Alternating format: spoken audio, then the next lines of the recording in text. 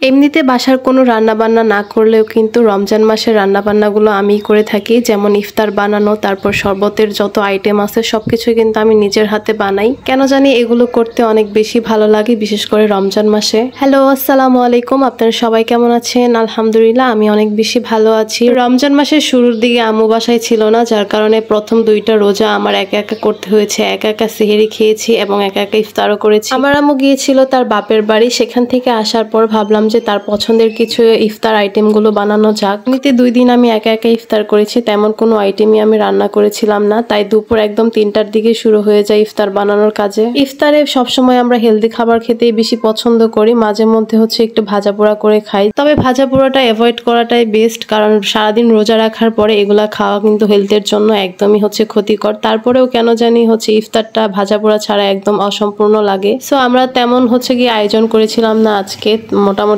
কয়েকটা আইটেম করেছিলাম। আমার আম্মু যেহেতু অনেকদিন পরে আসছে, মানে 2-3 দিন বাসায় ছিল না, আমি একা একাই ছিলাম। সো আজকে তার সাথে ইফতার করব, আমার অনেক বেশি ভালো লাগতেছিল। ভাবলাম যে তার পছন্দের কয়েকটা আইটেম করা যাক। একদম দুপুর 3টা থেকেই শুরু করে দিয়েছিলাম রান্নার কাজ, কারণ অনেকগুলো আইটেম হচ্ছে রান্না করতে হবে। সো আমি যদিও শুধু ইফতার আইটেমগুলোই করব, আর আম্মু হচ্ছে বাকিগুলা করবে। আমার হাতের করা ইফতারগুলো আম্মু অনেক বেশি পছন্দ করে। ইফতারে যত ভাজা পোড়া আইটেম আছে এগুলো আমার হাতেরটা নাকি একটু বেশি মজা হয়। তো এখানে হচ্ছে কয়েকটা আইটেম আমি করতেছিলাম আম্মুর জন্য। ইফতারের বেশ কিছু আইটেমের মাঝখানে আমার কাছে কেন জানি বেগুনের চপটা বেশি ভালো লাগে। তো আপনাদের কাছে কোন চপটা বেশি ভালো লাগে অবশ্যই কিন্তু আমাকে কমেন্টের মাধ্যমে জানাতে একদমই ভুলবেন না। তবে আমার আম্মু পছন্দ করে হচ্ছে ডালের বড়া, সো সেটাও করেছিলাম। এছাড়া আমরা হচ্ছে চিকেন চপও করেছিলাম। এখানে চিকেন চপ করার জন্য সবকিছু আমি রেডি করতেছিলাম। আপনারা চাইলে এটার আলাদা একটা রেসিপি আপনাদের সাথে আমি শেয়ার করতে পারি। তারপর এখানে চিকেন চপগুলো সুন্দরভাবে ভেজে নিয়েছিলাম, আর এটা খেতে অনেক বেশি মজা লেগেছিল। আমার কাছে তো বেশ ভালো লেগেছে, আর আমার আম্মু অনেক বেশি পছন্দ করেছে। এটা কিন্তু হচ্ছে 3য় রমজানের ভিডিও আপনাদের সাথে শেয়ার করতেছিলাম আমি, কারণ 3য় রমজানে আমার আম্মু বাসায় এসেছিল। 2টা রমজান বাসায় ছিল না, তার বাপের বাড়ি ছিল। আমি একা একা ইফতার করেছি, সেহেরি করেছি। তো 3য় রমজানে যেহেতু সে এসেছে, তাই হচ্ছে গিয়ে আমি সবকিছু রেডি করতেছিলাম। ভেবেছিলাম এবার শ্বশুর বাড়ি গিয়ে শরবত বানাবো সবার জন্য, তা তো আর হলো না। এর জন্য বাপের বাড়ি হচ্ছে শরবত বানাচ্ছি। এখানে আমরা হচ্ছে বেলের শরবতটাই বেশি খেয়ে থাকি রমজান মাসে। এটা হচ্ছে খুবই হেলদি একটা শরবত।